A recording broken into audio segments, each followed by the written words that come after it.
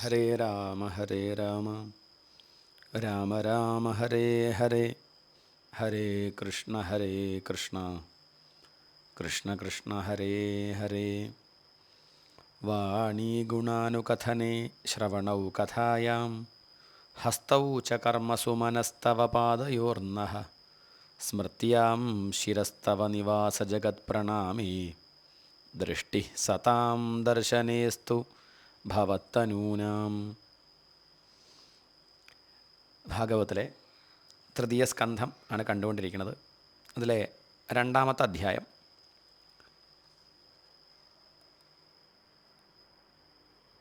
കൃഷ്ണവിരഹാർത്തനായ ഉദ്ധവർ വിതുരരോട് പറയുന്ന ശ്രീകൃഷ്ണ ബാലലീലകളാണ് ഇവിടെ വിഷയം. ഉദ്ധവൻ്റെ കുട്ടിക്കളി പോലും ഈശ്വര പൂജയായിരുന്നു എന്നാണ്. ഉദ്ധവരുടെ അമ്മ ആഹാരത്തിന് വേണ്ടി വിളിച്ചാൽ അതുപോലും ഈ കൃഷ്ണലീലയിൽ ഭ്രമിച്ചിരുന്ന ഉദ്ധവർ കേൾക്കുമായിരുന്നില്ല എന്നാണ്. കുട്ടിക്കാലത്തെ ഈശ്വരചിന്ത, അത്രയ്ക്ക് ഈശ്വരധ്യാനത്തിൽ ഏകാഗ്രമായിരുന്നു ആ ഉദ്ധവരുടെ മനസ്സ്. ആ ബാലനാണ് പിൽക്കാലത്ത് വൃഷ്ണികളുടെ പ്രധാനമന്ത്രിയായി, ശ്രീകൃഷ്ണൻ്റെ കൂട്ടുകാരനായി, ശിഷ്യനായി. ഭഗവാന്റെ നിർദ്ദേശപ്രകാരം അദ്ദേഹം ബദരിയാശ്രമത്തിലേക്ക് പോവുകയാണ്. ആ സമയത്താണ് വിതുരനെ കണ്ടത്. വിതുരൻ്റെ കുശലപ്രശ്നം കേട്ടതോടെ ഉദ്ധവനെല്ലാം ഓർമ്മയിൽ വരികയാണ്. യാദവന്മാർക്ക് ഋഷിമാരുടെ ശാപം കിട്ടിയത്, അവരെ തമ്മിൽ കലഹിച്ച് നശിച്ചു പോയത്, ഭഗവാൻ തനിക്ക് ആ ആത്മതത്വം വിവരിച്ചു തന്നത്, ഭഗവാന്റെ ആ ദേഹത്യാഗം, അങ്ങനെ പലതും ഉദ്ധവർക്ക് ഓർമ്മ വരുന്നു.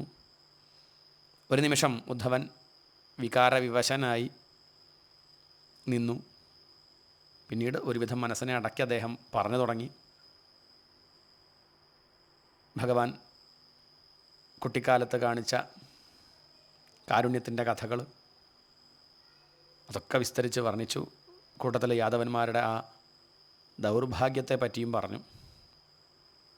അവരുടെ വംശത്തിൽ അവതരിച്ചത് സാക്ഷാൽ പരബ്രഹ്മമാണ്, ഭഗവാനാണ്, ഈശ്വരനാണെന്ന് അവർ എന്തുകൊണ്ടോ അറിഞ്ഞില്ല. കഷ്ടം. ഇതൊക്കെയാണ് ഈ ഒരു അധ്യായത്തിലെ വിഷയം. നമുക്ക് നോക്കാം ഓരോരോ ശ്ലോകങ്ങളായിട്ട്. ഓം നമോ ഭഗവതേ വാസുദേവായ. അഥ ദ്വിതീയോധ്യായഃ. ശ്രീശുക ഉവാച. ഇതി ഭാഗവതഃ പൃഷ്ടഃ ക്ഷത്രാവാർത്താം പ്രിയാശ്രയാം പ്രതിവക്തും ന ചോത്സേയഃ ഔത്കണ്ഠ്യാത് സ്മാരിതേശ്വരഃ. ഇതി ഭാഗവതഃ പൃഷ്ടഃ ക്ഷത്രാവാർത്താം പ്രിയാശ്രയാം. ക്ഷത്ര വിതുരരാൽ എന്നർത്ഥം. ക്ഷത്ര എന്ന് പറഞ്ഞാൽ വിതുരരാൽ. പ്രിയാശ്രയാം വാർത്താം പൃഷ്ടഃ, പ്രിയങ്കരനായ ശ്രീകൃഷ്ണനെ സംബന്ധിച്ചുള്ള വാർത്തയെ അല്ലെങ്കിൽ വൃത്താന്തത്തെ, പൃഷ്ടഃ ചോദിക്കപ്പെട്ട, ഭാഗവതഃ സ്മാരിതേശ്വരഃ ആ ഭഗവത് ഭക്തൻ ഭഗവാനെ ഓർക്കാനുള്ളൊരു സന്ദർഭം വന്നവനായിട്ട്, ഔത്കണ്ഠ്യാത് ഉത്കണ്ഠ കൊണ്ട് അല്ലെങ്കിൽ ഭഗവാനുമായിട്ടുള്ള ആ വിരഹതാപം കൊണ്ട്, പ്രതിവക്തും നച ഉത്സേഹേ, പ്രതിവക്തും മറുപടി പറയാൻ, നച ഉത്സേഹേ തീരെ ശക്തനായില്ല. ഉദ്ധവരുടെ ആ കൃഷ്ണപ്രേമ പാരവശ്യം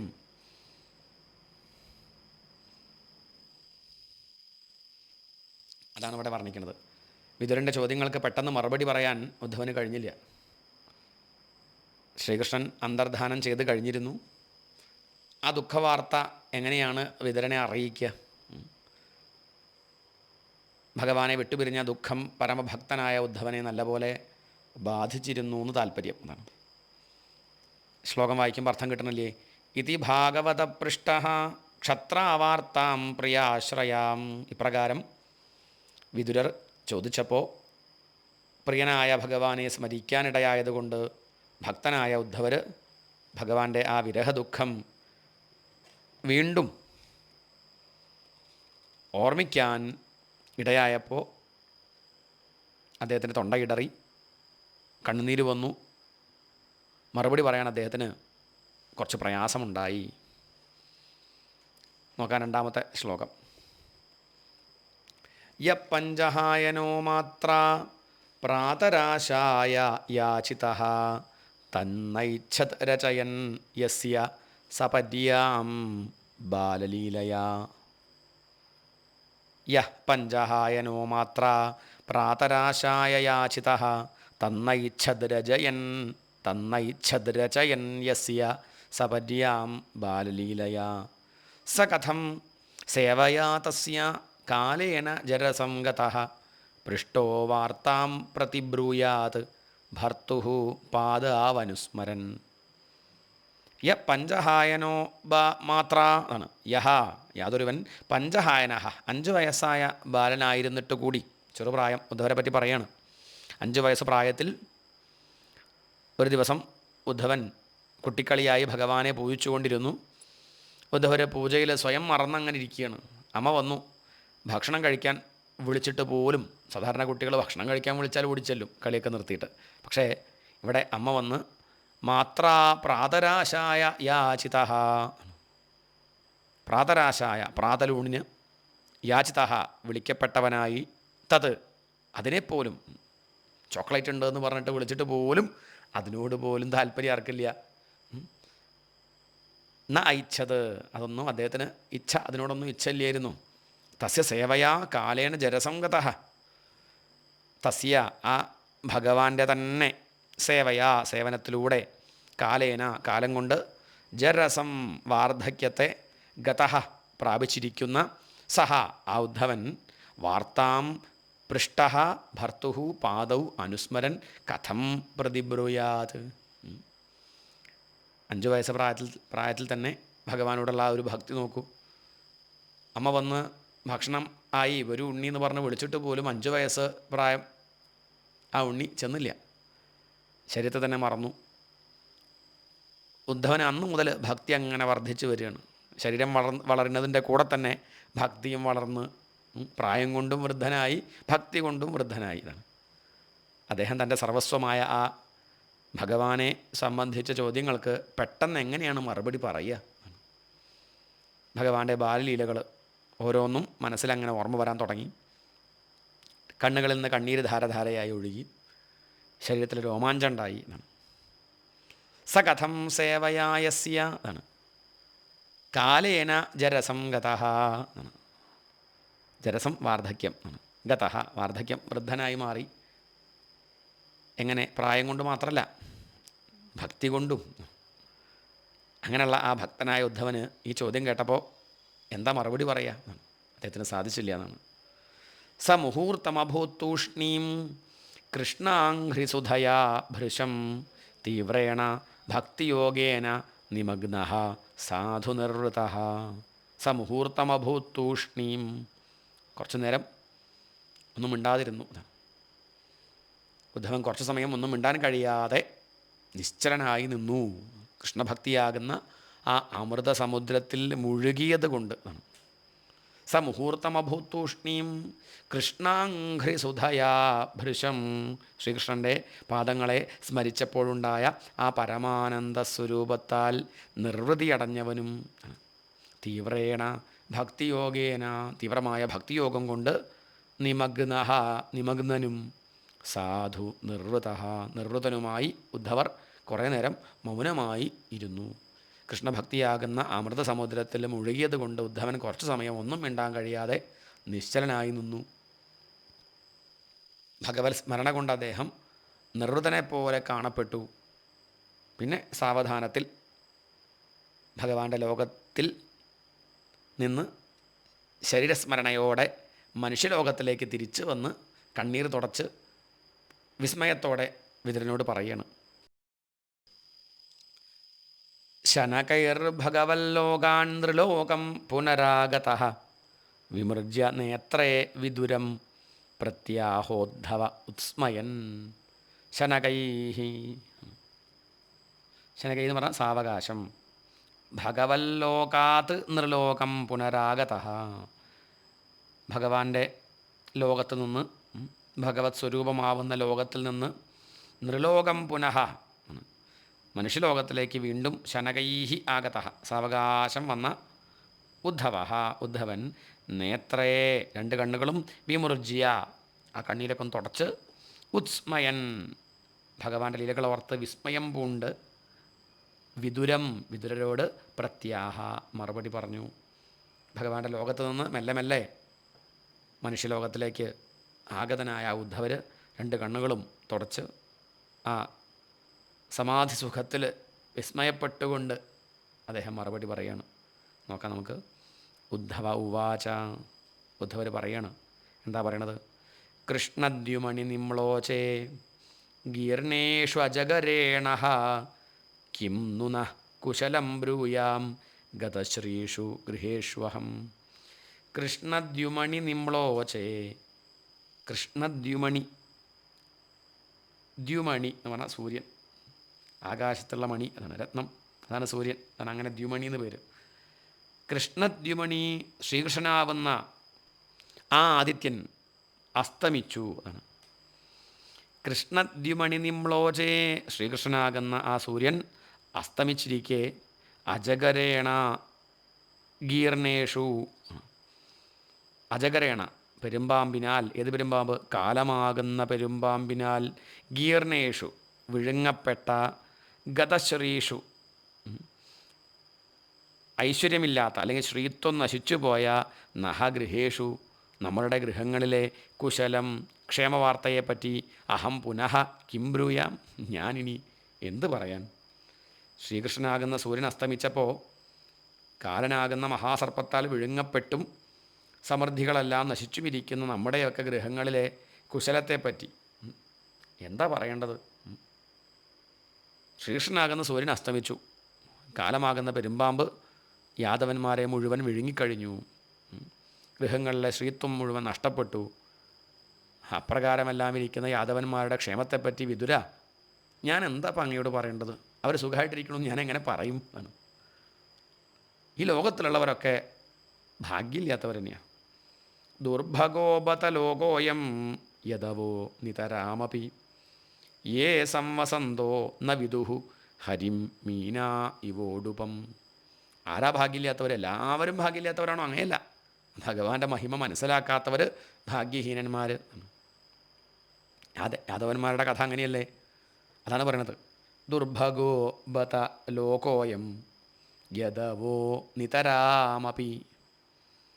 യാദവന്മാർ പ്രത്യേകിച്ചും ഭാഗ്യഹീനരാണ്. ശ്രീകൃഷ്ണൻ്റെ ഒന്ന് ചിത്രകാലം താമസിച്ചിട്ടും ഭഗവാന്റെ വാസ്തവ സ്വരൂപം അവർക്കറിയാൻ ലേശം പോലും സാധിച്ചില്ലല്ലോ. യാദവന്മാർ സമർത്ഥന്മാരൊക്കെയാണ്, പക്ഷേ എന്തു ചെയ്യാം, ഭഗവാന്റെ മഹിമ അറിയാനുള്ള സാമർഥ്യം അവർക്കില്ലാതെ പോയി.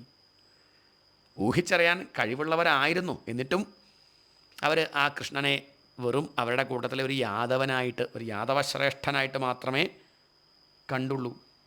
ഇംഗിതജ്ഞാഃ പുരുപ്രൗഢാഃ ഏകാരാമാശ്ച സാത്വതാഃ സാത്വതാം ഋഷഭം സർവേ ഭൂതാവാസമമം സതാ എന്നാണ് അവർ വർണ്ണിക്കുന്നത്.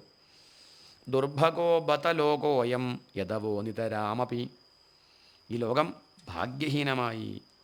അതിലും ഏറ്റവും കഷ്ടം യദുകുലത്തിൽ ജനിച്ച അവരുടെ കാര്യം, യാദവന്മാരുടെ കാര്യം. അതാണ് കാരണം, അവരുടെ കുലത്തിൽ ജനിച്ച കൃഷ്ണനെ അവർ അറിഞ്ഞില്ല. ഒപ്പം വസിച്ചിട്ടും അവരറിഞ്ഞില്ലല്ലോ. ഏതുപോലെ ഒരു ഉദാഹരണം, മത്സ്യങ്ങൾ തങ്ങളോടൊത്ത് വസിച്ച ചന്ദ്രനെ എന്ന പോലെ ഹരിയെ തിരിച്ചറിഞ്ഞില്ല.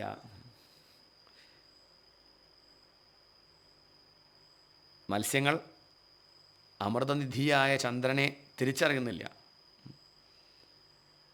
തടാകത്തിലെ മത്സ്യങ്ങൾ ചന്ദ്രൻ്റെ പ്രതിബിംബം തടാകത്തിൽ കാണുമ്പോൾ അവർ വിചാരിക്കും ഞങ്ങളുടെ കൂട്ടത്തിൽപ്പെട്ട ഒരു ജലജീവിയായിട്ട് അവർ കണക്കാക്കാറുണ്ട്. ചില മത്സ്യങ്ങളൊക്കെ പറയാറുണ്ട്, ചന്ദ്രേട്ടൻ ഞങ്ങളുടെ വലിയേട്ടനാ ചന്ദ്രേട്ടൻ എന്നൊക്കെ പറയും. ചന്ദ്രൻ എവിടെ? ഈ മത്സ്യങ്ങളെവിടെ? ഇതുപോലെ യാദവകുലത്തിൽ ജനിച്ച് വളർന്ന് ആ ഭഗവാന്റെ മഹിമ ഇവരറിഞ്ഞില്ല. ഇവർ പറയും ആ കൃഷ്ണനെ ഞങ്ങളുടെ കുലത്തിലാ, ഞങ്ങളുടെ മുത്തച്ഛനാ, ഞങ്ങളുടെ അച്ഛനാ, ഞങ്ങളുടെ വല്യച്ഛനാ എന്നൊക്കെ അവർ പറയുന്നല്ലാതെ അവരാ ഭഗവാന്റെ മഹിമ മനസ്സിലാക്കിയില്ല. മത്സ്യങ്ങൾ ചന്ദ്രനെ ജലജീവിയായിട്ട് കാണുന്നത് പോലെ, അവരുടെ ബന്ധുവായിട്ട് കാണുന്നത് പോലെ ഇവരും കൃഷ്ണനെ അവരുടെ ബന്ധുവായിട്ട് കണ്ടു എന്നല്ലാതെ വേണ്ടത്ര ഭഗവാന്റെ മഹിമ മനസ്സിലാക്കിയിട്ടില്ല. അതാണ് ഇംഗിതജ്ഞാഹ പുരുപ്രൗഢാഹ എന്നാണ്. എന്താ താല്പര്യം? ഇംഗിതജ്ഞാഹ, യാദവന്മാർ, സാത്വതാഹ എന്ന് പറഞ്ഞാൽ യാദവന്മാർ സർവേ മുഴുവൻ, ഇംഗിതജ്ഞാഹ ഉള്ളറിയാവുന്നവരും, പുരുപ്രൗഢാഹ അതിനിപുണന്മാരും. അതാണ് പരാഭിപ്രായം അറിയുന്നവരും ഏറ്റവും പ്രൗഢിയുള്ളവരും, ഏകാരാമാശ്ച സാത്വതാഹ ഏകമായ പരബ്രഹ്മത്തിൽ മാത്രം രമിക്കുന്നവരുമായിരുന്ന ഭക്തന്മാർ അവരുടെ സ്വാമിയായ ശ്രീകൃഷ്ണമൂർത്തിയെ സർവഭൂതങ്ങളുടെയും വാസസ്ഥാനമായ പരമാത്മാവായി വിചാരിച്ചിരുന്നു.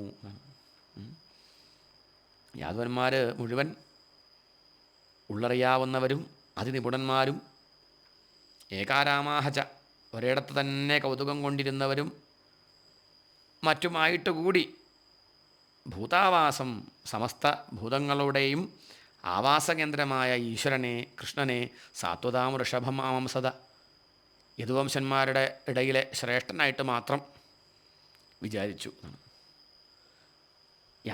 യാദവശ്രേഷ്ഠൻ അത്രേ ഭഗവാനെ കണ്ടുള്ളൂ. പരബ്രഹ്മമായിട്ടൊന്നും അവർ കണ്ടില്ല. അവർക്ക് വേണമെങ്കിൽ കാണാമായിരുന്നു, അതിനുള്ള കഴിവ് അവർക്കുണ്ട്, അതിനുള്ള വിചാരം ചെയ്യാനുള്ള ശേഷിയൊക്കെ ഉണ്ട്.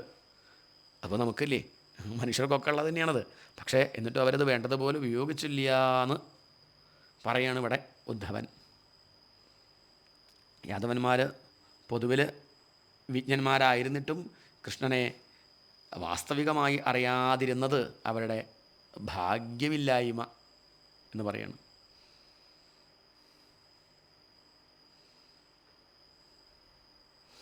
പത്താമത്തെ ശ്ലോകം.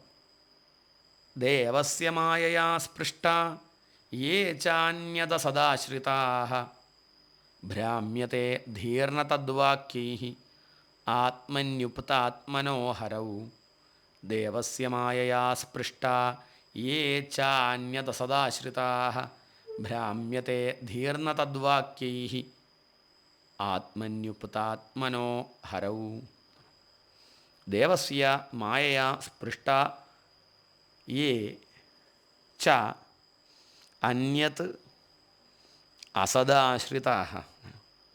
ദേവസ്യ മായയാ സ്പൃഷ്ടഃ, ആ ദേവൻ്റെ ഈശ്വരൻ്റെ മായയാൽ സ്പർശിക്കപ്പെട്ട, യേ അസത്ത് അന്യത്ത് ആ ദേവൻ്റെ മായശക്തിയാൽ വ്യാപിക്കപ്പെട്ട വൃത്തികളോടുകൂടിയ ആ യാദവർ ആത്മാവിൽ നിന്ന് അന്യമായിരിക്കുന്ന, ഇതാണ് യേ അസത്ത് എന്ന് പറഞ്ഞത്. അന്യത്ത് മറ്റ് വൈരാതി ചിത്തവൃത്തിയെ ആശ്രിതാഹ അവലംബിച്ചവരായ, യേ ച തദ്വാക്യൈഃ ആത്മനി ഹരൗ ഉപതാത്മനഃ ധീഹി ന ഭ്രാമ്യത്തെ. ആ ഭഗവാന്റെ മായശക്തിയാൽ വ്യാപിക്കപ്പെട്ട വൃത്തികളോടുകൂടിയ ആ യാദവർ ആത്മാവിൽ നിന്ന് അന്യമായിരിക്കുന്ന ശരീരാദികളിൽ മനസ്സുറപ്പിച്ചിരുന്നു. എന്നാൽ ആത്മാവായ ശ്രീഹരിയിൽ മനസ്സുറപ്പിച്ചിരുന്ന ഭക്തന്മാർ ആ യാദവരുടെ വാക്കുകളിൽ ഭ്രമിച്ചില്ല. അതുകൊണ്ട് ആ ഭക്തർ ഭഗവാന്റെ മാഹാത്മ്യം അറിഞ്ഞു, എന്നാൽ മായയിൽ ഭ്രമിച്ച യാദവരോ അറിഞ്ഞതുമില്ല. ഭഗവാന്റെ മായ ബാധിച്ചവരും ശ്രീകൃഷ്ണനെ ശത്രുഭാവത്തിൽ കാണുന്നവരും എന്തൊക്കെ പറഞ്ഞാലും ആത്മസ്വരൂപനായ ഭഗവാനിൽ മനസ്സുറപ്പിച്ചവനായ എന്നെപ്പോലെയുള്ളവരുടെ, ഉദ്ധവൻ പറയാണ്, എന്നെപ്പോലെയുള്ളവരുടെ ബുദ്ധി അവരുടെ വാക്കുകൾ കേട്ടിട്ടൊന്നും ഭ്രമിക്കില്ല.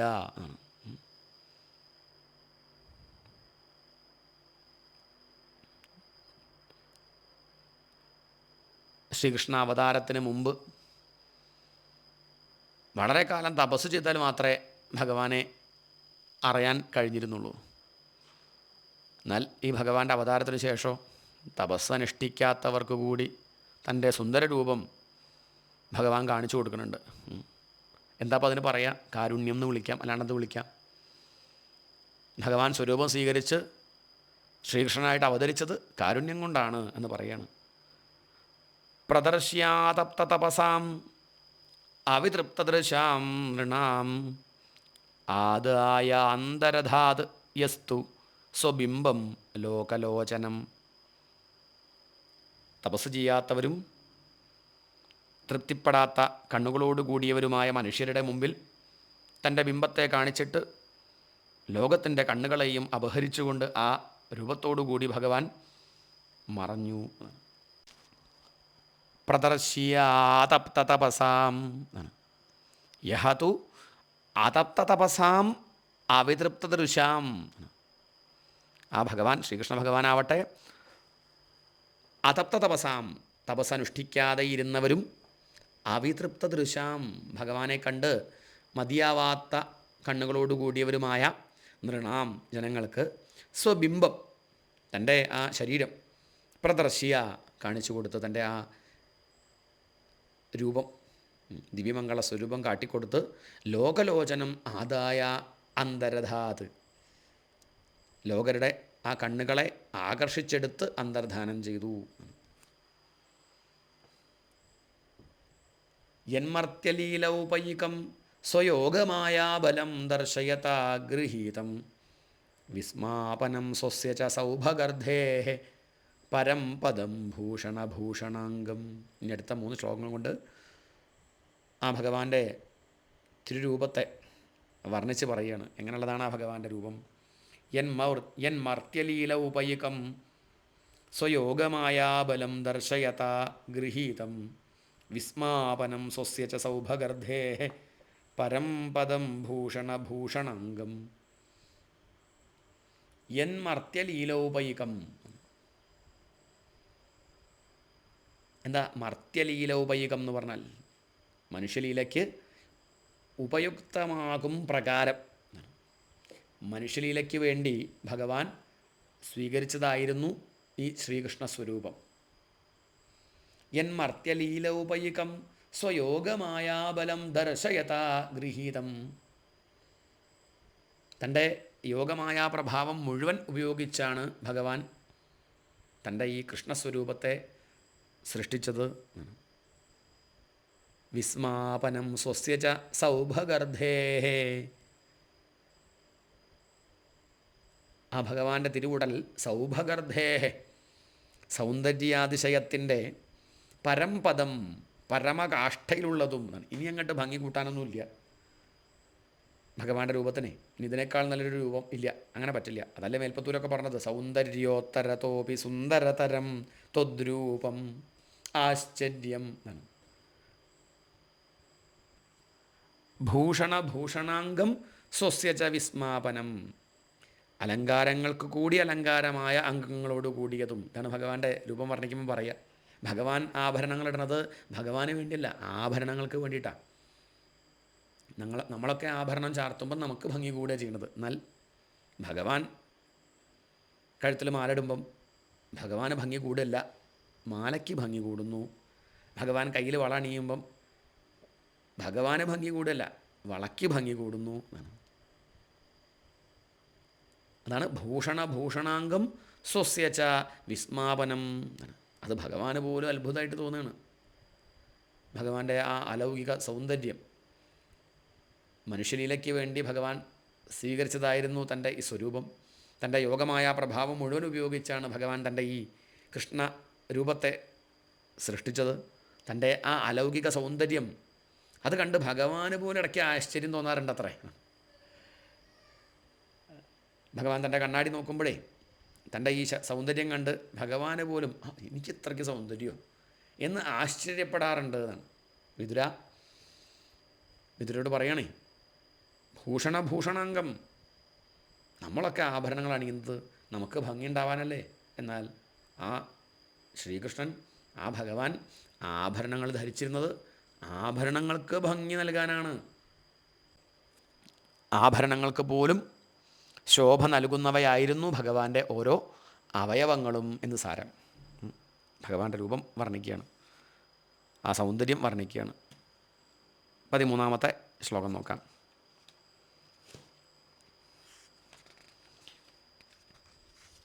യദ്ധർമ്മസൂനോർബതരാജസൂയേ നിരീക്ഷ്യ ദൃക്സ്വസ്ത്യയനം ത്രിലോകഃ കാർസ്ന്യേന ചാദ്യേഹ ഗതം വിധാതുഃ അർവാക്സൃതൗ കൗശലമിത്യമന്യത. യദ്ധർമ്മസൂനോർബതരാജസൂയേ നിരീക്ഷ്യ ദൃക്സ്വസ്ത്യയനം ത്രിലോകഃ കാർസ്ന്യേന ചാദ്യേഹ ഗതം വിധാതുഃ അർവാക്സൃതൗ കൗശലമിത്യമന്യത. എന്താ പറയണത്? യത് ധർമ്മസൂനോഹോ, ധർമ്മപുത്രർ യുധിഷ്ഠിരൻ്റെ രാജസൂയേ, രാജസൂയ യാഗത്തിൽ ആ അഗ്രാസന പൂജ സ്വീകരിച്ചിരുന്ന് അരുളുന്ന ആ ശ്രീകൃഷ്ണൻ്റെ രൂപം അത് കാണാൻ കഴിഞ്ഞവരെല്ലാം ബ്രഹ്മാവിൻ്റെ സൃഷ്ടി സാമർഥ്യം മുഴുവൻ ശ്രീകൃഷ്ണ സൃഷ്ടിയോടെ ചിലവായി കഴിഞ്ഞു എന്നാണ്. അതവർ മനസ്സിലാക്കിയിട്ടുണ്ട്. ഇതിനേക്കാൾ മനോഹരമായി മറ്റൊരു രൂപത്തെ, ഒരു സ്വരൂപത്തെ സൃഷ്ടിക്കാൻ ബ്രഹ്മാവിന് വിചാരിച്ചാൽ പോലും കഴിയില്ല.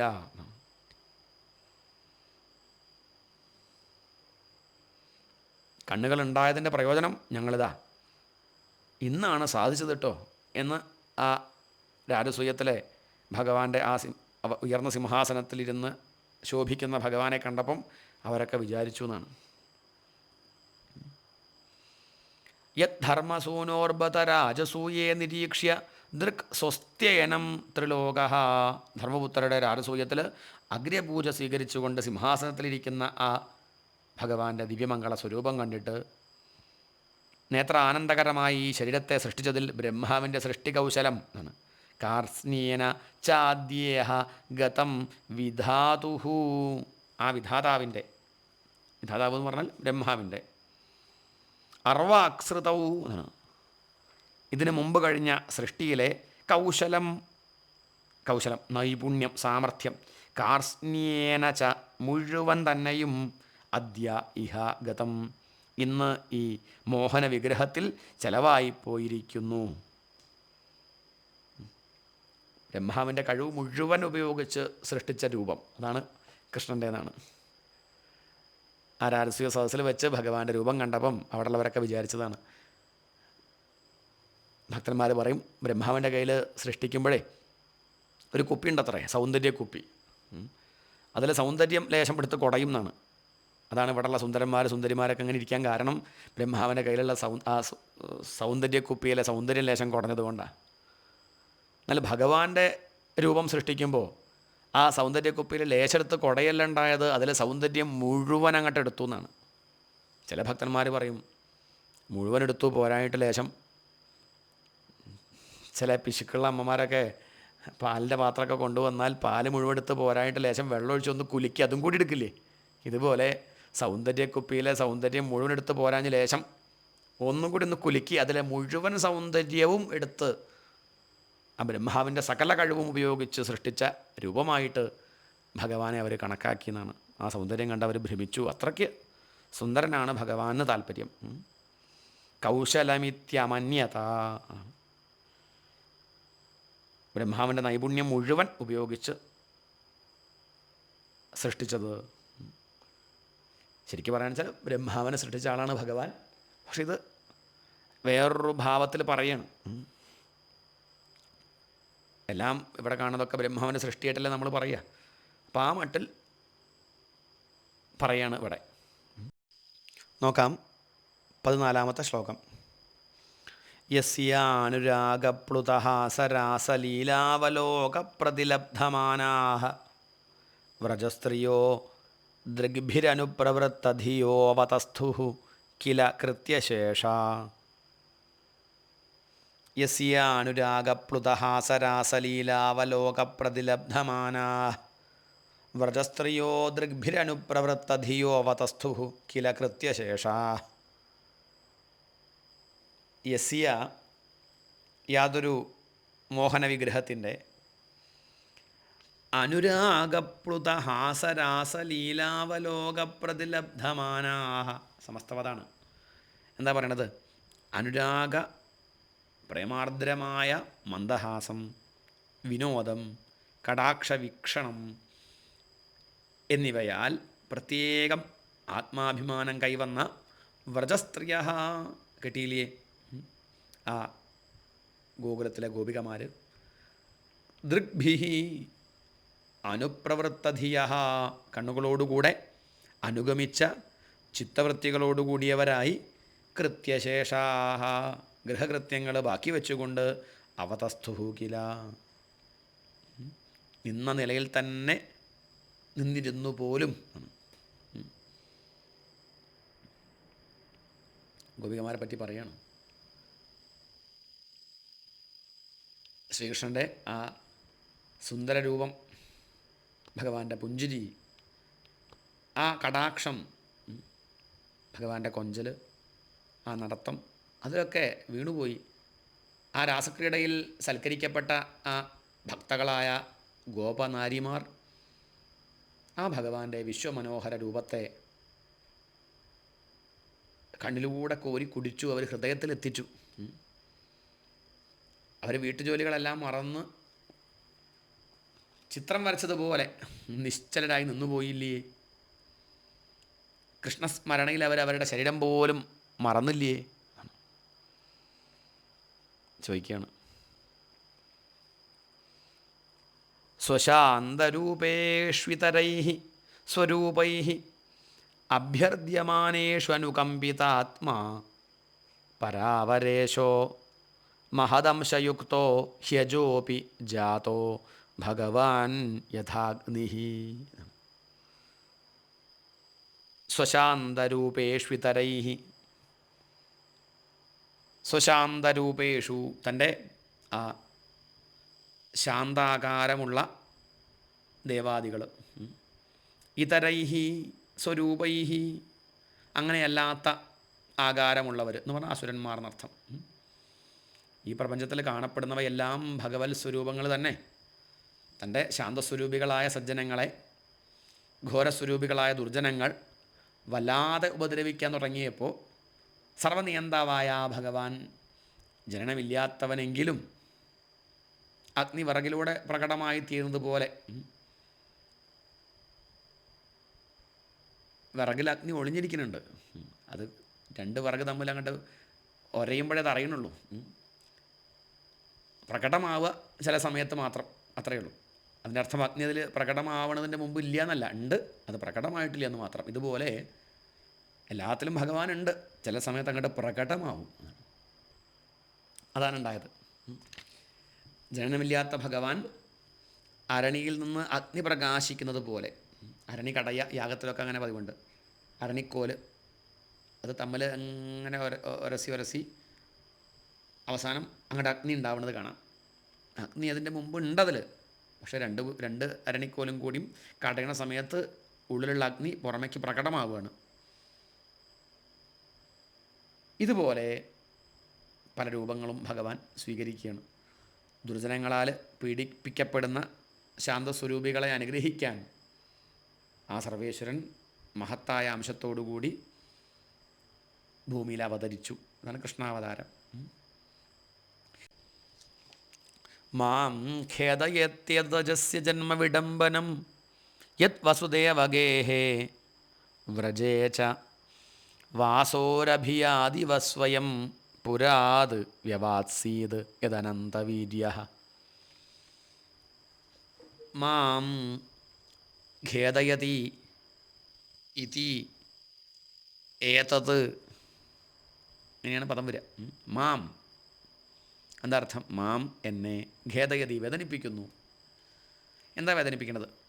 വസുദേവഗേഹേ അജസ്യ ജന്മവിഡംബനം, വസുദേവരുടെ ഗൃഹത്തിൽ, ആ ബന്ധനാലയത്തിൽ, കാരാഗൃഹത്തിൽ, അജസ്യ ജനനമില്ലാത്ത ഭഗവാന് ജനനമുണ്ടോ? ബർത്ത് ഡേറ്റ് ഉണ്ടോ?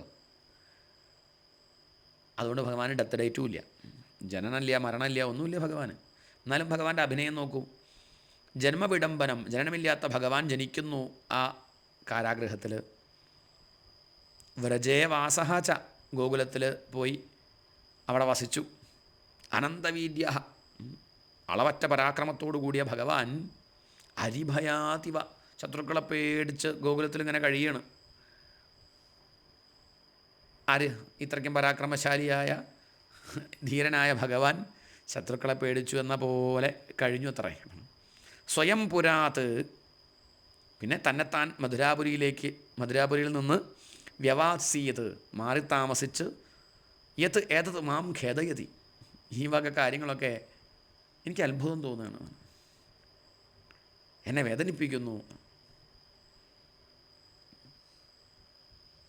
ജനനാദികളില്ലാത്ത ഭഗവാൻ വസുദേവഗൃഹത്തിൽ ജനിച്ചതും ഗോകുലത്തിൽ വളർന്നതും അത്രയ്ക്കും കഴിവുള്ള ആ ഭഗവാൻ ശത്രുക്കളെ ഭയന്നതായി അഭിനയിച്ച് മധുരാപുരം വിട്ടുപോയതും ഓർമ്മിക്കുമ്പം എനിക്ക് വ്യസനം തോന്നുകയാണ്. ഭഗവാന്റെ മഹിമയൊന്നും ആരും അറിഞ്ഞില്ലല്ലോ. ഈ വക ഭഗവാന്റെ നാട്യത്തിലൊക്കെ ആളുകൾ ഭ്രമിച്ചു. എന്നിട്ട് ഭഗവാന്റെ കഴിവ് അത് അറിയാതെ പോയി. ദുനോതി ചേതഃ സ്മരതോ മമൈതത് യദാഹ പാദാവഭിവന്ദ്യ പിത്രോഃ താതാംബ കംസാദുരുശങ്കിതാനാം പ്രസീദതാം നോ അകൃതനിഷ്കൃതീനാം. ദുനോതി ചേതഃ, ചേതഃ ദുനോതി, മനസ്സിനെ വേദനിപ്പിക്കുന്നു. ഏത് രംഗം? പിത്രോഹോ പാദവും അഭിവന്ദ്യ, ആ മാതാപിതാക്കന്മാരുടെ പാദങ്ങളെ അഭിവാദ്യം ചെയ്ത്, താ അച്ഛാ, അമ്പ അമ്മേ, കംസാത് ഉരുശങ്കിതാനാം, കംസനിൽ നിന്ന് ഉരുശങ്കിതാനാം, വളരെയേറെ പേടിച്ചിരിക്കുന്നവരും, അകൃതനിഷ്കൃതീനാം, ശുശ്രൂഷാദികളായ ഉപകാരങ്ങളൊന്നും ഇതുവരെ ചെയ്യാതിരുന്നവരുമായ നഹ, ഞങ്ങളോട് പ്രസീദതാം, അച്ഛനും അമ്മയും പ്രസാദിക്കണേ. ഇങ്ങനെ ആ പരബ്രഹ്മം അച്ഛനെയും അമ്മയും നോക്കി പറയാണ്. അത് ഓർത്തിട്ട് എനിക്ക് മനസ്സിന് വല്ലാതെ വേദന തോന്നുകയാണ് ആ ഭഗവാന്റെ ആ നാട്യം കാണുമ്പോൾ. ജനനമില്ലാത്ത ഭഗവാൻ ജനിക്കുക, വസുദേവഗൃഹത്തിൽ ജനിച്ച ഭഗവാന്റെ അഭിനയം, പരാക്രമത്തോടു കൂടിയ ഭഗവാൻ ആ കംസനെ ഭയന്ന മട്ടിൽ ഗോകുലത്തിൽ കഴിയുക, കംസനെ കൊന്നതിന് ശേഷം വസുദേവരെയും ദേവകിയെയും കാരാഗൃഹത്തിൽ നിന്ന് മോചിപ്പിച്ച് അവരുടെ കാൽക്കൽ വീണ് നമസ്കരിച്ച്, അച്ഛാ അമ്മേ, ഇത്രയും കാലം കംസനെ ഭയപ്പെട്ട് ഗോകുലത്തിൽ കഴിയേണ്ടി വന്നതിനാൽ നിങ്ങളെ വേണ്ട വിധത്തിൽ നോക്കാനൊന്നും മക്കളായി ഞങ്ങൾക്ക് സാധിച്ചില്ല, അച്ഛൻ ക്ഷമിക്കില്ലേ, അമ്മ ക്ഷമിക്കില്ലേ ഞങ്ങളോട് എന്നൊക്കെ ആ ഭഗവാൻ പറയണതൊക്കെ ഓർക്കുമ്പോൾ എനിക്കിത് ഗ്രഹിക്കാൻ സാധിക്കുന്നില്ല. ആ പരബ്രഹ്മത്തിൻ്റെ നാട്യം എന്ന് ഉദ്ധവർ പറയാണ്.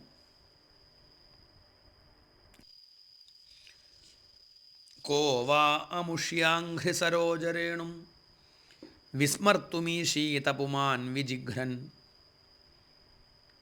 യോ വിസ്ഫുരദ് ഭ്രൂവിടപേന ഭൂമേഃ ഭാരം കൃതാന്തേന തിരശ്ചകാര. കോ വാ അമുഷ്യാഘ്രിസരോജരേണും, എന്താ പറയണത്?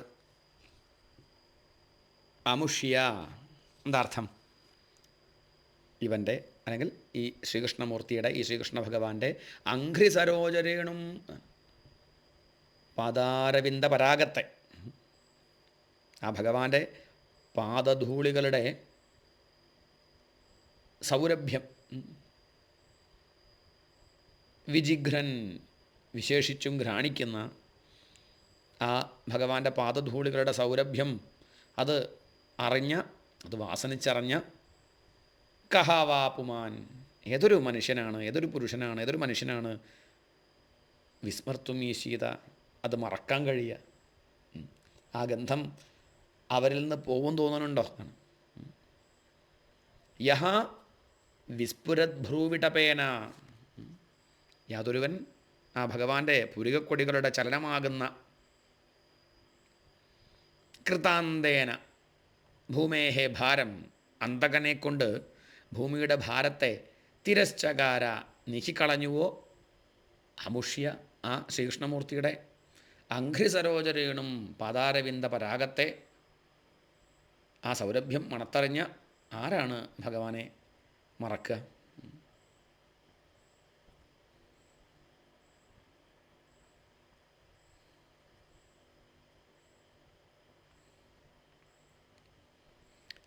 പറയണതിൻ്റെ ആശയം പിടികിട്ടുന്നുണ്ടോ?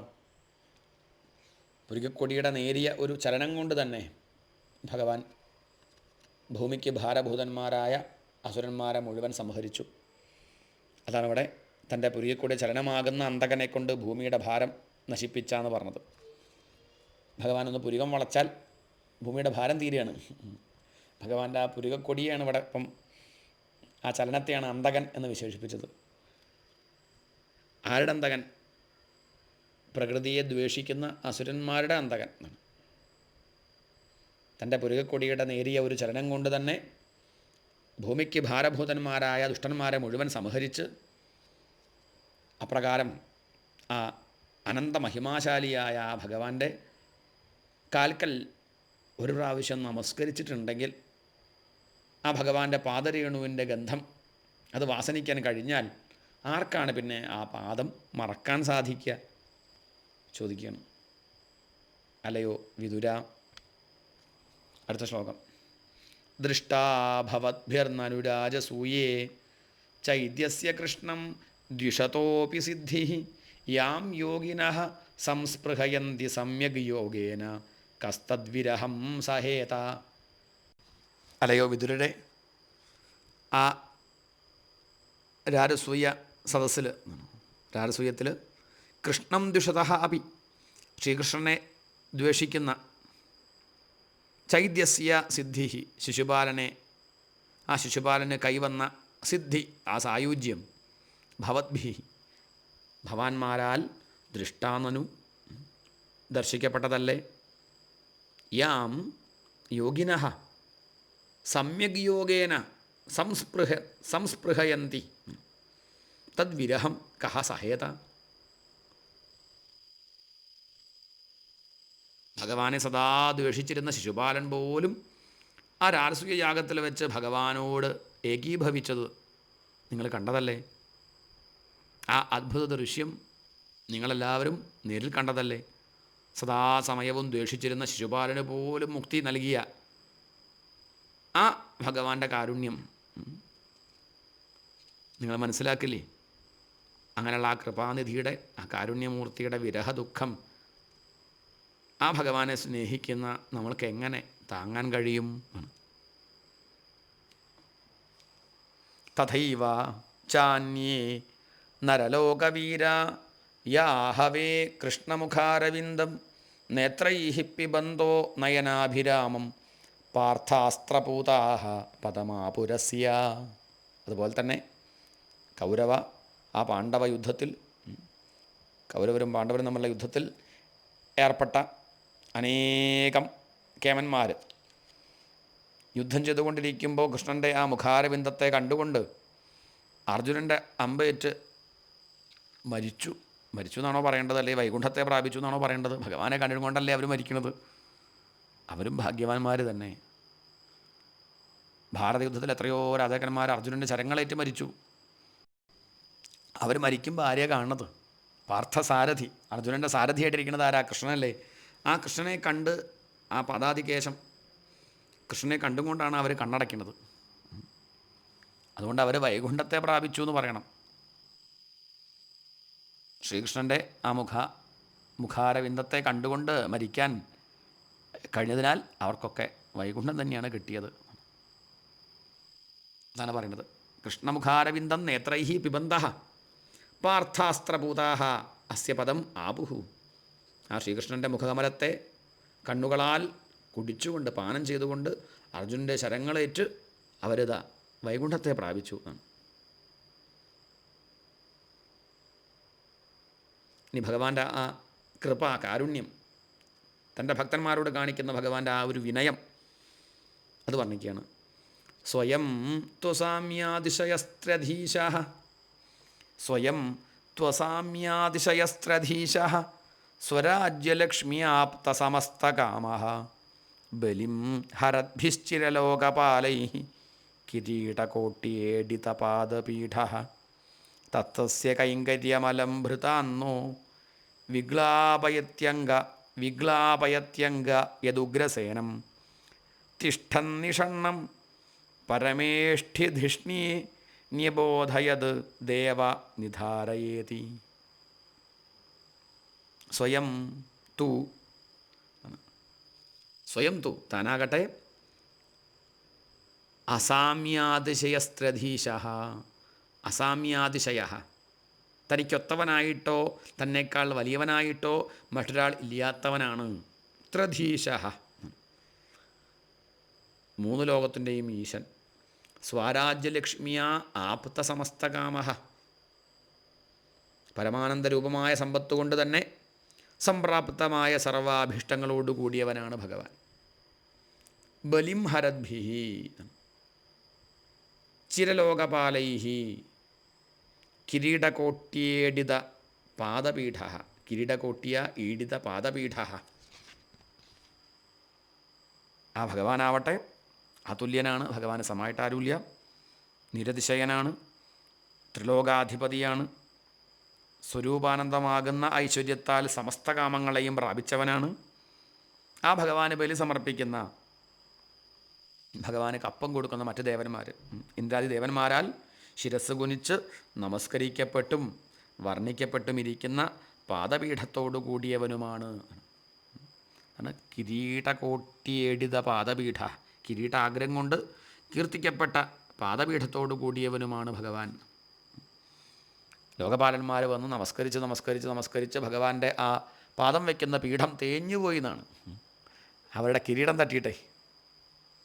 അതാണ് ഭഗവാന്റെ കേമത്തം കാണിക്കുകയാണ്. കേമത്തം എടുത്തു പറയുകയാണ് ഇവിടെ ഭക്തൻ. അങ്ങനെയുള്ള ഭഗവാൻ തത്തസ്യ കൈങ്കര്യമലം ഭൃതാന്നോ വിഗ്ലാപയത്യംഗ യദുഗ്രസേനം. ലോകപാലന്മാരൊക്കെ ഭഗവാന്റെ പാദത്തിൽ വീണ് നമസ്കരിക്കുകയാണ്. ആ ഭഗവാൻ, അല്ലയോ സുഹൃത്തെ വിതുര, പരമേഷ്ഠ്യധിഷ്ണിയെ നിഷണ്ണം ഉഗ്രസേനം, വലിയ രാജസിംഹാസനത്തിന്മേൽ ഉപവിഷ്ടനായുള്ള ആ ഉഗ്രസേനനോട് ദേവ നിധാരയ ഇതി, മഹാരാജാവേ കേട്ടു ധരിച്ചാലും എന്നിങ്ങനെയെല്ലാം തിഷ്ഠൻ നിന്ന് ബഹുമാനിച്ചുകൊണ്ട്, ആര്? കൃഷ്ണൻ. ന്യബോധയത്ത്, ഭഗവാൻ ഉണർത്തിച്ചിരുന്നു. തസ്യ കൈങ്കര്യം, ആ ഉഗ്രസേനന് കൈങ്കര്യം ചെയ്യുന്ന ആ ഭഗവാൻ, യത് തത്, യാതൊന്നോ അത്, ഭൃത്യാന്നഹ സേവകരായ ഞങ്ങളെ, അലം വിഗ്ലാപയതി ഏറ്റവും വിഗ്ലാപയതി നൊമ്പരം കൊള്ളിക്കുന്നു എന്നാണ്. കാരണം ഭഗവാന്റെ ആ ഭക്തവാത്സല്യം ആണ്. ഭക്തരോട് ഭഗവാൻ കാണിക്കുന്ന ആ ഒരു സമ്പ്രദായം, സിംഹാസനത്തിലിരിക്കുന്ന ഉഗ്രസേന മഹാരാജാവിൻ്റെ സമീപത്ത് നിന്നുകൊണ്ട് ഉഗ്രസേന രാജാവിനെ വിളിക്കുകയാണ്. ഹേ ദേവ പ്രഭോ, ദാ അടിയൻ വന്നിരിക്കുന്നു. ഈ വിധം ഉണർത്തിക്കുകയാണ് ഭഗവാൻ. ഇതിന് മറുപടി കൽപ്പിക്കണേ എന്നൊക്കെ പറഞ്ഞുകൊണ്ട് ആ ഉഗ്രസേനന് സേവ ചെയ്യുന്നത് ഓർക്കുമ്പോൾ ആ ഭഗവാന്റെ ഭക്തന്മാരായ ഞങ്ങൾ വ്യസനിക്കുകയാണ്. ഭഗവാൻ അതിൻ്റെ കാര്യമുണ്ടോ എന്ന് തോന്നുകയാണ്. ആ ഉഗ്രസേനൻ്റെ മുന്നിലൊരു ദാസനെ പോലെ, ഉഗ്രസേനൻ ആരാ? കംസൻ്റെ അച്ഛനാണ്. കംസൻ അധർമ്മം ധാരാളം ചെയ്യുമ്പം എതിര് നിന്നു ഉഗ്രസേനൻ, രണ്ടടി അച്ഛന് കൊടുത്തു, പിടിച്ച് ജയിലിലാക്കി. കൃഷ്ണൻ്റെ മുത്തശ്ശനാണ് ഉഗ്രസേനൻ. കംസനെ കൊന്നതിന് ശേഷം കൃഷ്ണൻ ആദ്യം ചെയ്യുന്നത് ഉഗ്രസേനനെ ജയിലിൽ നിന്ന് മോചിപ്പിക്കുകയുണ്ടായത്. അദ്ദേഹത്തെ കൊണ്ടുപോയി സിംഹാസനത്തിലിരുത്താൻ ശ്രമിച്ചു. അദ്ദേഹം പറഞ്ഞു, വേണ്ട, ഞാൻ രാജ്യം ഭരിക്കുന്നില്ല, കാരണം എനിക്ക് പൗരുഷമില്ല, എനിക്ക് ഉശിരില്ല, എനിക്ക് എൻ്റെ മകനെപ്പോലും നേരാവണ്ണം നോക്കാൻ സാധിച്ചില്ല, അയാളെപ്പോലും നേർവഴിക്ക് നടത്താൻ പറ്റിയിട്ടില്ല, പിന്നെ ഞാൻ രാജാവാവണോ? നിങ്ങൾ ചെറുപ്പക്കാർ രാജാവായാൽ മതി എന്നൊക്കെ അദ്ദേഹം പറയുമ്പോഴും ഭഗവാൻ, പാടില്ല, അല്ലല്ല, ഞങ്ങളൊക്കെ കുട്ടികൾ, അത്രയ്ക്ക് ബുദ്ധി ഉറക്കാത്തവരാ, പരിചയസമ്പത്ത് പ്രായമൊക്കെ ഉള്ളത് മുത്തശ്ശനാണ്, അതുകൊണ്ട് മുത്തശ്ശൻ വേണം രാജ്യം ഭരിക്കുക എന്നൊക്കെ പറഞ്ഞ് ആ മുത്തശ്ശനെ സിംഹാസനത്തിൽ ഇരുത്തേണ്ടായത് ഭഗവാൻ. എന്നിട്ടൊരു ദാസനെ പോലെ, മഹാരാജാവേ, എനിക്കൊരു കാര്യം ഉണർത്തിക്കാനുണ്ടായിരുന്നു, ഉഗ്രസേന മഹാരാജാവേ, അങ്ങേക്ക് സമയമുണ്ടാവോ ആവോ എന്നൊക്കെ പറഞ്ഞ് ആ ദാസ്യവൃത്തിയുടെ അതിൻ്റെ താല്പര്യം ആർക്കും ഊഹിക്കാൻ പോലും സാധ്യമല്ല. ബ്രഹ്മാദി ദേവന്മാർ ഭഗവാനെ സേവിക്കാൻ ഒരു സന്ദർഭം കിട്ടാൻ കാത്തിരിക്കുകയാണ്. അങ്ങനെയുള്ള ഭഗവാൻ ആ ഉഗ്രസേനൻ്റെ ദാസനെപ്പോലെ, അങ്ങനെ ഉഗ്രസേനനെ ദാസനെപ്പോലെ സേവിക്കുന്നത് കണ്ട് അത്ഭുതപ്പെടുകയാണ്. എന്ത് കേമത്തായി ഉഗ്രസേനനുള്ളത്! എന്താ ഭഗവാൻ ഇങ്ങനെ ഒരു കിങ്കരനെ പോലെ, ഒരു ദാസനെ പോലെ ഉഗ്രസേനോട് പെരുമാറുന്നത്? നാമജപം, അതുതന്നെയാണ് കാര്യം. ഉഗ്രസേനൻ്റെ നാമജപം, നിഷ്കളങ്ക ഹൃദയം. അഹോബകീയം സ്തനകാളകൂടം ജിഘാംസയാപായതപ്യസാധ്വി ലേഭേ ഗതിം ധാതൃചിതാം തതോന്യം കം വാ ദയാലും ശരണം വ്രജേമ അഹോ ബകീയം സ്തനകാളകൂടം. അഹോ ആശ്ചര്യം. എന്താ ആശ്ചര്യം? അസാധ്വി ബകി, ദുഷ്ടയായ ബകി പൂതന, ജിഘാംസയ കൊല്ലാൻ വേണ്ടി, യം സ്തനകാളകൂടം യാതൊരുത്തനെ ആ സ്തനകാളകൂടം സ്തനത്തിൽ ആ കൊടും വിഷം വെച്ച് അപായത്ത് അപി കുടിപ്പിച്ചുവെങ്കിലും ധാതൃചിതാം തൻ്റെ പോറ്റമ്മയെപ്പോലെ, പെറ്റമ്മ ദേവകി, പോറ്റമ്മ യശോദ, ഗതിം ആ യശോദയ്ക്ക് കൊടുക്കണ ഗതി ലേഭേ പ്രാപിച്ചു.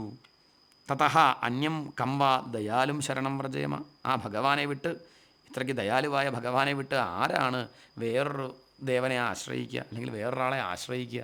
എന്തൊരു കാരുണ്യമാണ് ഭഗവാന്! കൊല്ലാൻ വന്ന ആൾക്ക് പോലും മുക്തി. വിഷപ്പാൽ കൊടുത്ത പൂതനയ്ക്ക് മുക്തി, വാത്സല്യപ്പാൽ കൊടുക്കണ ആ യശോദയ്ക്ക് ഇനിയിപ്പോൾ എന്തെടുത്ത് കൊടുക്കും ചോദിക്കുകയാണ് ഇവിടെ ഉദ്ധവൻ. ഭഗവാന്റെ കാരുണ്യം ആശ്ചര്യമാണ്. ദുഷ്ടയായ പൂതന തൻ്റെ സ്തനത്തിൽ വിഷം പുരട്ടി ഭഗവാന് കൊടുത്തു. കൊല്ലാൻ ശ്രമിച്ചിട്ടും അവൾക്ക് അമ്മയുടെ സ്ഥാനം കൊടുത്ത് സൽഗതി നൽകിയില്ലേ ഭഗവാൻ?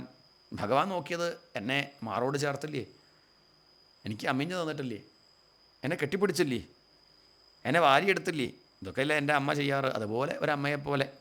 അതുകൊണ്ട് ഭാവിയിൽ അമ്മയ്ക്ക് കൊടുക്കാൻ വെച്ച ആ ഒരു മുക്തി ഈ പൂതനയ്ക്ക് കൊടുത്തു. എന്തൊരു ദയാലുവാണ് ഭഗവാൻ! കൊല്ലാൻ വന്ന ആൾക്ക് പോലും മുക്തി എന്ന് പറഞ്ഞാൽ എന്താ കഥ? അഹോ ബകീയം സ്തന കാളകൂടം. കൊല്ലാൻ വേണ്ടി കാളകൂട വിഷം പുരട്ടിയ സ്തനം നൽകിയ പൂതനയ്ക്ക് അമ്മമാർക്ക് പോലും അവസാന കാലത്ത് മാത്രം കിട്ടിയ മോക്ഷം അതല്ലേ നൽകിയത്? ഇതിനേക്കാൾ കാരുണ്യം ആർക്കാണ്ടാവുക? മന്യേ അസുരാൻ ഭാഗവതാംസ്ത്രധീശേ സംരംഭമാർഗാഭിനിവിഷ്ടചിത്താൻ യേ സംയുഗേ ചക്ഷതാർക്ഷ്യപുത്രമംസേ സുനാഭായുധമാപതന്തം.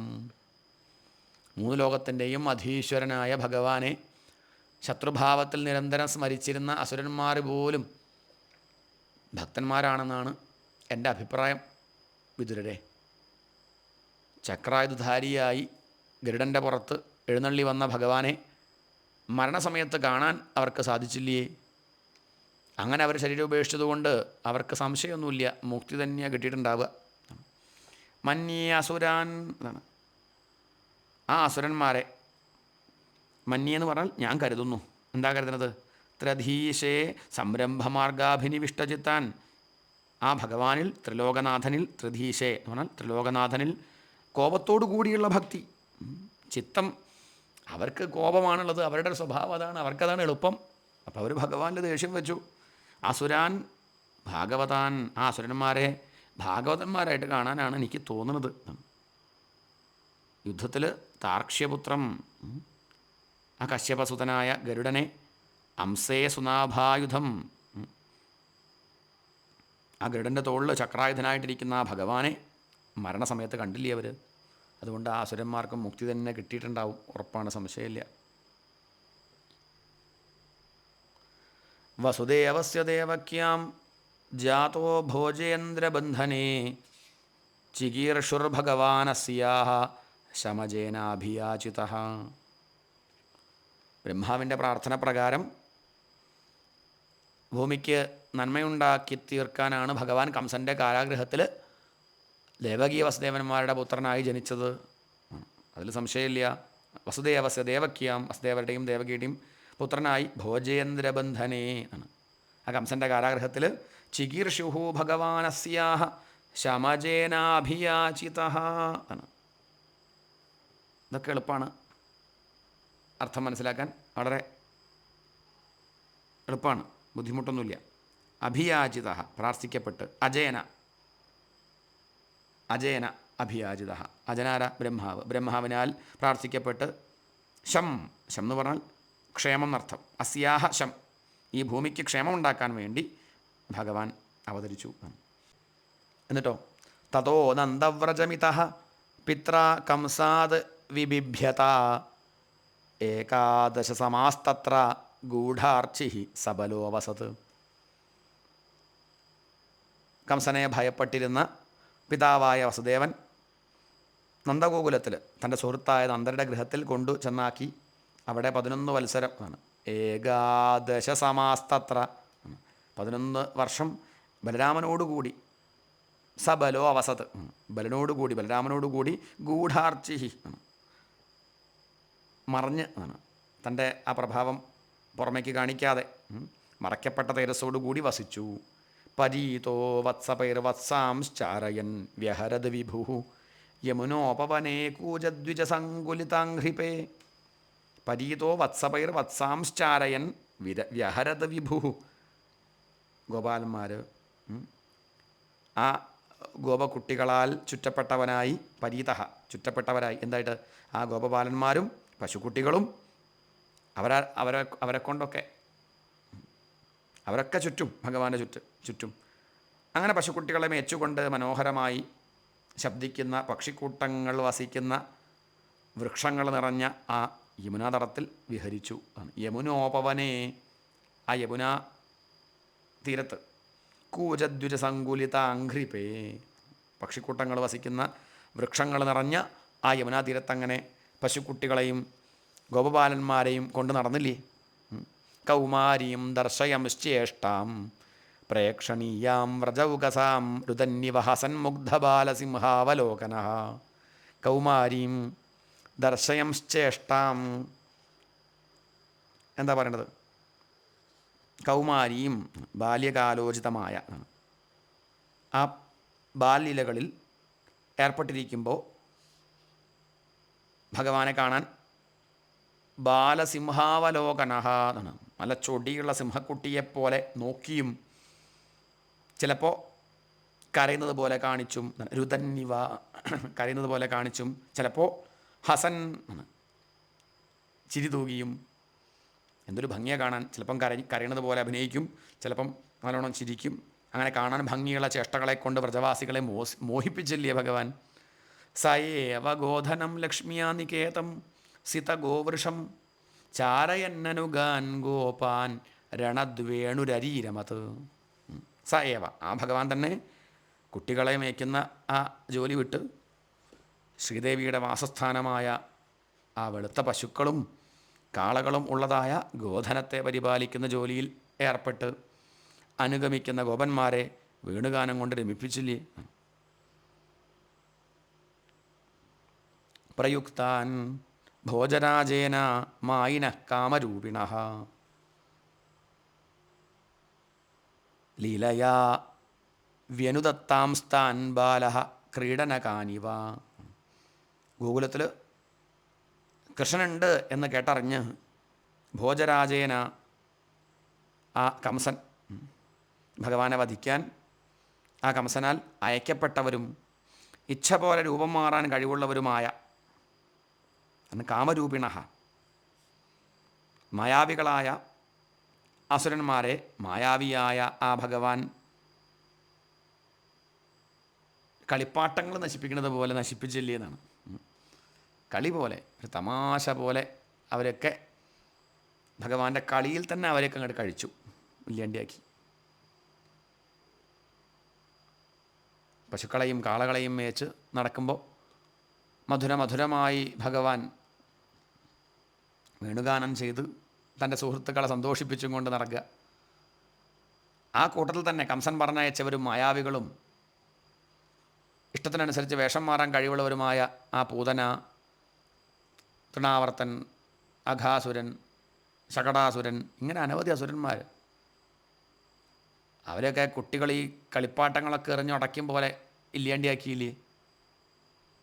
വിപന്നാൻ വിഷപാനേന നിഗൃഹ്യ ഭുജഗാധിപം ഉത്ഥാപ്യാപായത് ഗാവസ്തത്തോയം പ്രകൃതിസ്ഥിതം. കാളിന്തിയിലെ ജലത്തെ വിഷദൂഷിതമാക്കിയ ആ കാളിയനെ ഓടിച്ചു കളഞ്ഞു. വിപന്നാൻ വിഷപാനേന നിഗൃഹ്യ ഭുജഗാധിപം. ഭുജഗാധിപം ആരാത്? കാളിയൻ. ആ കാളിയനെ ഉത്ഥാപ്യ അപായത് ഗാവഹ തത്തോയം പ്രകൃതിസ്ഥിതം. കാളിന്തി ജലത്തെ വിഷമയമാക്കിയ കാളിയനെ അവിടുന്ന് ഓടിച്ചു. ആ വിഷജലപാനം കൊണ്ട് മരിച്ച ഗോപബാലന്മാരെയും പശുക്കുട്ടികളെയും പശുക്കളെയും ഒക്കെ ഉത്ഥാപ്യ, അവരെയൊക്കെ ഭഗവാൻ തൻ്റെ നോട്ടം കൊണ്ട് ജീവിപ്പിച്ചു. കാളിന്തിയിലത്തെ വെള്ളം കുടിച്ച് മരിച്ചു പോയവരാ, പക്ഷേ ഭഗവാന്റെ നോട്ടം കൊണ്ട് അവരൊക്കെ ഒരുറക്കം കഴിഞ്ഞ് എഴുന്നേൽക്കുന്നത് പോലെ ഒന്നുകൂടി ഉഷാറിൽ അവരങ്ങോട്ട് എഴുന്നേറ്റു എന്നാണ്. ആ കാളിന്തിയിലെ വെള്ളം അമൃതതുല്യം നിർമ്മലമാക്കി തീർത്ത് അവരെ പാനം ചെയ്യിപ്പിക്കുകയും ചെയ്തു ഭഗവാൻ. അയാജയത് ഗോസവേന ഗോപരാജം ദ്വിജോത്തമൈ വിത്തസ്യ ചോരുഭാരസ്യ ചികീർഷൻ സദ്വ്യയം വിഭു. അയാജയത് ഗോസവേന, ഗോപരാജം, ആ ഗോപരാജനെ, ആരാത്? നന്ദഗോപര്. ആ നന്ദഗോപരുടെ ധനം അധികരിച്ചപ്പോൾ അത് നല്ല കാര്യത്തിനായിട്ട് വിനിയോഗിക്കണം എന്നുദ്ദേശിച്ച് ഭഗവാൻ അച്ഛനോട് പറഞ്ഞ് അങ്ങനെ യാഗം ചെയ്യിച്ചു. അച്ഛനെ കൊണ്ട് സജ്ജനങ്ങളൊക്കെ അവിടേക്ക് വന്നു. അവരെയൊക്കെ ക്ഷണിച്ചു വരുത്തി നന്ദഗോപരെ കൊണ്ട് വിധിപ്രകാരം ഗോസവം എന്ന യാഗം കഴിപ്പിച്ചു. അങ്ങനെ ആ യാഗത്തിലൂടെ സാധാരണക്കാരിലും തൻ്റെ കയ്യിൽ, അച്ഛൻ്റെ കയ്യിൽ അങ്ങനെ ധാരാളം വന്നു ചേർന്ന ആ ധനം എല്ലാവരിലും, സാധാരണക്കാരിലൊക്കെ അങ്ങനെ എത്തി ഒഴുകി. ഇതാണ് വിത്തസ്യ ചോരുഭാരസ്യ. വിത്തം അങ്ങോട്ട് അധികരിച്ചപ്പോൾ അത് നല്ല കാര്യത്തിനായിട്ട് വിനിയോഗിക്കണമെന്ന് അച്ഛനെ ഉപദേശിച്ച് സജ്ജനങ്ങളെയൊക്കെ ക്ഷണിച്ചു വരുത്തി അവർക്കൊക്കെ നന്ദഗോപരെ കൊണ്ട് വിധിപ്രകാരം ദാനം ചെയ്യിപ്പിച്ചു.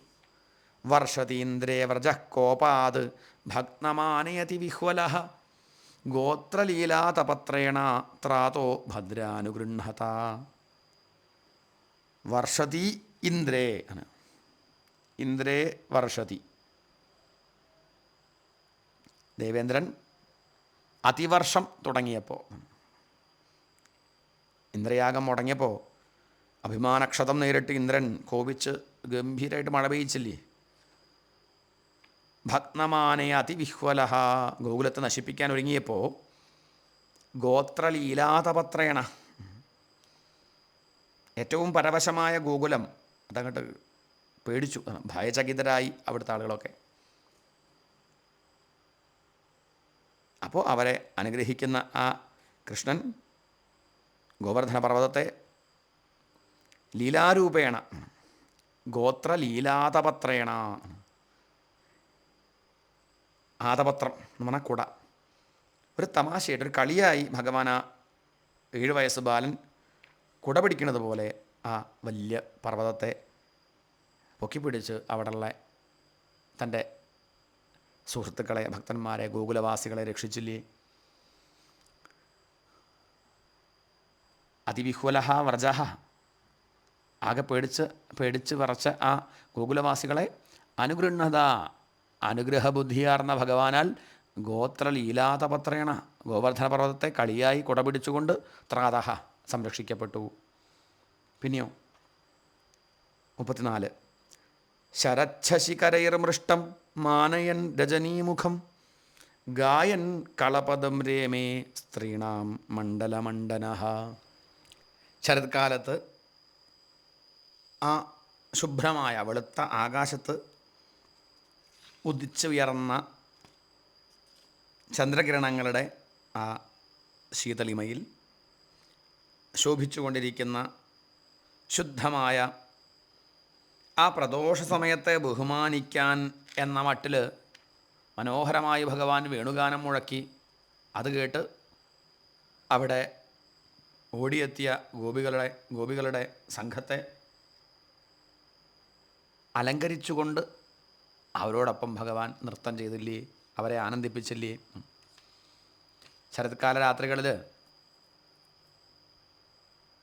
ആ നിലാവിനാൽ, ആ ചന്ദ്രികയാൽ ശോഭിതമായ വൃന്ദാവനത്തിൽ വെച്ച് ഗോപ സുന്ദരിമാരുടെ മധ്യത്തിൽ നിന്ന് ഭഗവാൻ വേണുഗാനം ചെയ്ത് ആ രാസനൃത്തം ചെയ്ത് അവരെ ആനന്ദിപ്പിച്ചില്ലേ. അതാണ് ശരചന്ദ്രൻ്റെ ആ കിരണങ്ങളാൽ മൃഷ്ടം, ശുഭ്രമായ വെളുത്ത രജനീമുഖം, ആ രാത്രിയെ മാനയൻ, അതിനെ ആദരിച്ചും കൊണ്ട് കളപദം, മധുരമോഹനഗീതം, ഗായൻ ആലപിച്ചും കൊണ്ടും സ്ത്രീണാം മണ്ഡലമണ്ഡനഃ രമേ ആ സ്ത്രീകളുടെ സംഘത്തെ അലങ്കരിക്കുന്നവനായിട്ട് ഭഗവാൻ രമിച്ചു, നൃത്തം വെച്ചു, ആനന്ദിപ്പിച്ചു. ശ്രീഹരയേ നമ.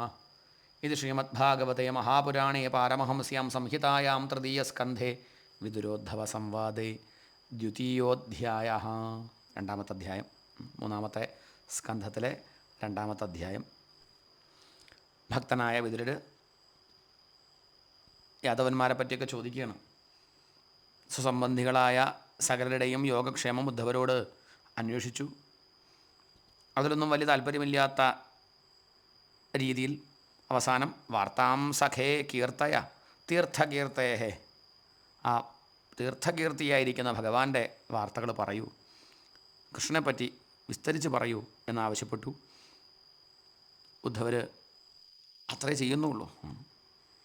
ഭക്തന്മാരുടെ സംവാദം അങ്ങനെയല്ലാണ്ട് വേറൊന്നാവാൻ തരല്ല. ഉദ്ധവർ ശ്രീകൃഷ്ണൻ്റെ ആ തിരോധാന വാർത്ത വിതുരരെ അറിയിക്കുമ്പോൾ അതിൻ്റെ മുഖവുരയായി ഭഗവാന്റെ മാഹാത്മ്യം, ഭഗവാന്റെ അവതാരം തൊട്ടുള്ള ലീലകളും അതങ്ങനെ പറഞ്ഞു വരികയാണ്. ഇതൊന്നും വിതുരർക്ക് അറിയില്ല എന്ന് കരുതിയിട്ടല്ല. വിതുരർക്കിപ്പോൾ ഭഗവാന്റെ ലീലകൾ അറിയാത്ത ആളൊന്നുമല്ല. എന്നാലും ഭക്തനാണ് വിതുരർ, താനും ഭക്തൻ. ഭഗവാന്റെ ലീലകൾ വർണ്ണിക്കുമ്പം ഭക്തർക്കത് മതിയാവലായിട്ടില്ല. ഭഗവാനെപ്പറ്റി പറയുമ്പോഴും കേൾക്കുമ്പോഴും സന്തോഷം.